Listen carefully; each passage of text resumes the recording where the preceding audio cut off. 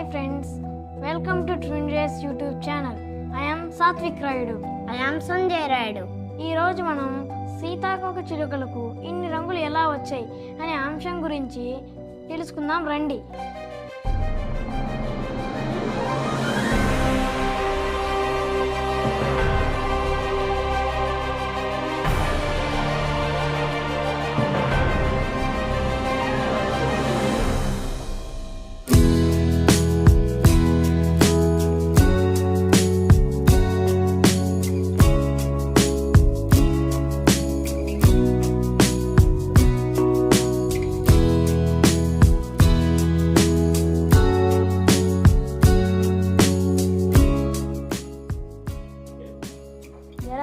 ఏం చేస్తున్నావు? సీతాకోక చిలుకల రంగులు చేస్తున్నా. చాలా బాగుంది. ఇంతకీ వాడికి రంగులు ఎలా వచ్చాయో తెలుసా? తెలియదు. పద నాతో చెప్తా. మన ప్రకృతిలో అత్యంత అందమైన జీవుల్లో సీతాకోక చిలుక కూడా ఒకటి. వాటి రెక్కలపై కనిపించే నీలం, ఎరుపు, పసుపు, నారింజ, ఆకుపచ్చ వంటి అద్భుతమైన రంగులు ఎక్కడి నుండి వచ్చాయి? దేవుడు వాటికి రంగు వేసి పంపాడా, లేదా ప్రకృతిలో జరిగిన ఒక అద్భుతమైన పరిణామం వల్ల ఈ రంగులు ఏర్పడ్డాయా? సీతాకోక చిలుక పుట్టిన వెంటనే రంగులతో ఉండదు. వీటి జీవితం 4 దశల్లో సాగుతుంది. మొదటి దశ గుడ్డు. ఆడ సీతాకోక చిలుక ఆకులపై చిన్న చిన్న గుడ్లు పెడుతుంది. ఈ గుడ్లలోనే భవిష్యత్తులో రెక్కల రంగులు ఎలా ఉండాలో నిర్ణయించే జన్యువులు ఉంటాయి. సరేగానన్నయ్య, జన్యువులు అంటే ఏంటి? ప్రతి జీవి శరీరంలో ప్రతి కణంలో జీన్స్ అనే చిన్న సమాచార భాగాలు ఉంటాయి. ఇవి వాటి తల్లిదండ్రుల నుండి వారసత్వంగా వస్తాయి. ఈ జీన్సే శరీరంలోని అనేక లక్షణాలను నిర్ణయిస్తాయి. జీన్స్ అనేవి డిఎన్ఏ అనే పదార్థంలో భాగంగా ఉంటాయి. డిఎన్ఏని శరీరానికి సంబంధించిన సూచనల పుస్తకంగా భావించవచ్చు. ఆ పుస్తకంలోని ప్రతి సూచనను జీన్స్ అంటారు. శరీరం ఎలా పెరగాలి, ఎలా పనిచేయాలి, ఏ ప్రోటీన్లు తయారు చేయాలి అనే సమాచారాన్ని జీన్స్ అందిస్తాయి. సరళంగా చెప్పాలంటే జీన్స్ శరీర నిర్మాణం మరియు లక్షణాలను నిర్ణయించే ప్రకృతి ఇచ్చిన బ్లూ ప్రింట్ లేదా సూచనల సమాహారం. ఇందులో రెండవ దశ గొంగళి పురుగు దశ. దీన్నే క్యాటర్పిల్లర్ అని కూడా అంటారు. కొన్ని రోజుల తర్వాత గుడ్డు నుండి గొంగళి పురుగు బయటకు వస్తుంది. దీని ప్రధాన పని తినడం మాత్రమే. ఈ దశలో ఎలాంటి రంగుల రెక్కలు కనిపించవు.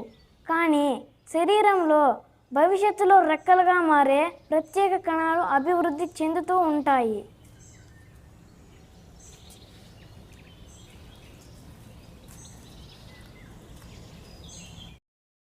మూడవది కోశ దశ. ఇది ప్రకృతిలో అత్యంత ఆశ్చర్యకరమైన దశ. గొంగళి పురుగు తన చుట్టూ ఒక కోశాన్ని ఏర్పరచుకుంటుంది.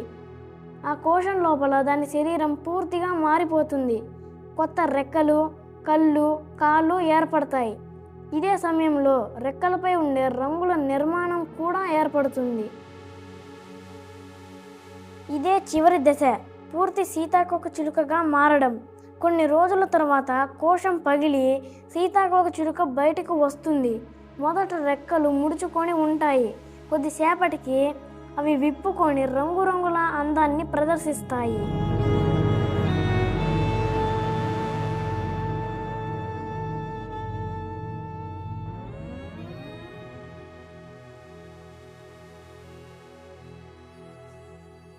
అన్నయ్య, సీతాకోక చిలుకలకి ఇన్ని రంగులు ఎలా వచ్చాయి?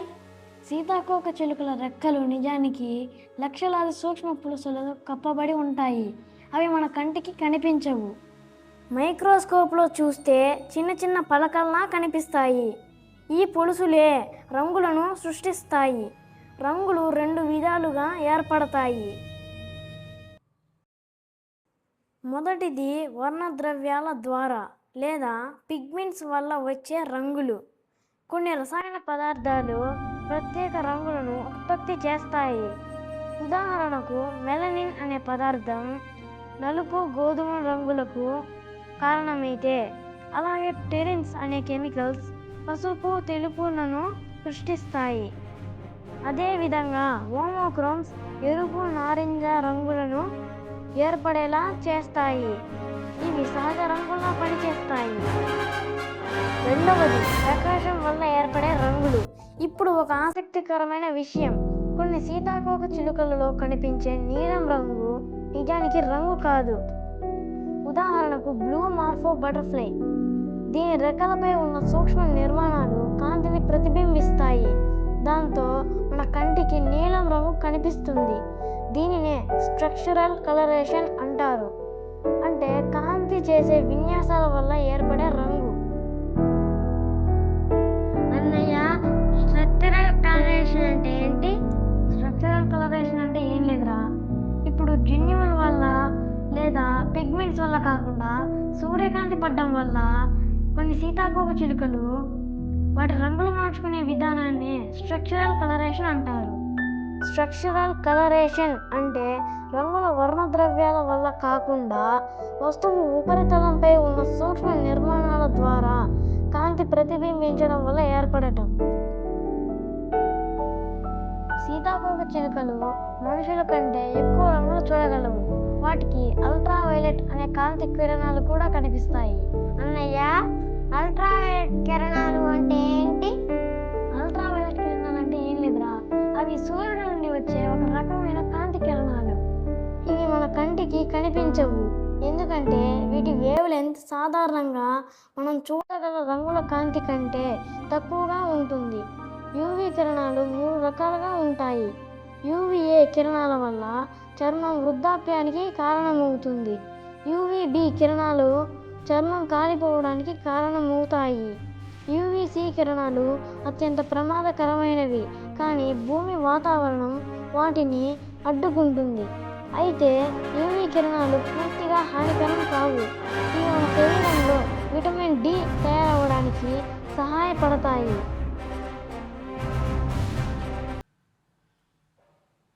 అన్నయ్య, సీతాకోక చిలుకలకి అసలు ఇన్ని రంగులు ఎందుకు?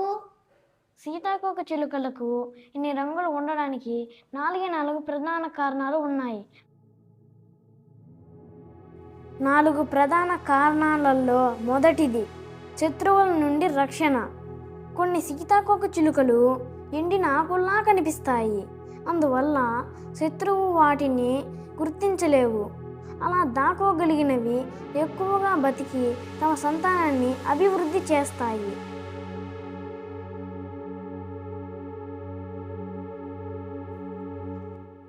రెండవది హెచ్చరిక రంగులు. కొన్ని సీతాకోక చిలుకలు విషపూరితమైనవి. అవి ప్రకాశవంతమైన నారింజ, ఎరుపు, నలుపు రంగులను కలిగి ఉంటాయి. ఈ రంగులు శత్రువులకు ఒక హెచ్చరికలా ఉపయోగపడతాయి. నన్ను తింటే ప్రమాదం అనే సంకేతం తెలియజేస్తాయి.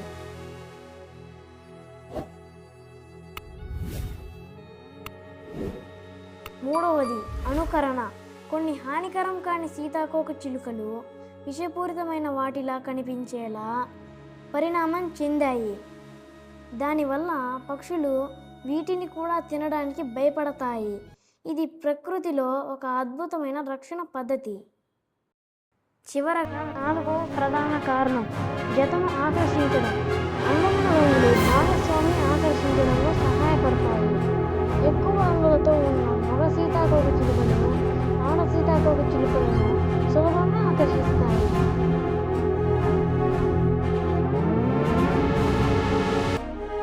సీతాకోక చిలుక రంగులు కేవలం అందం కోసం మాత్రమే కాదు, అవి కొన్ని కోట్ల సంవత్సరాల పరిణామ క్రమంలో ఏర్పడిన ఒక గొప్ప జీవశాస్త్ర సృష్టి.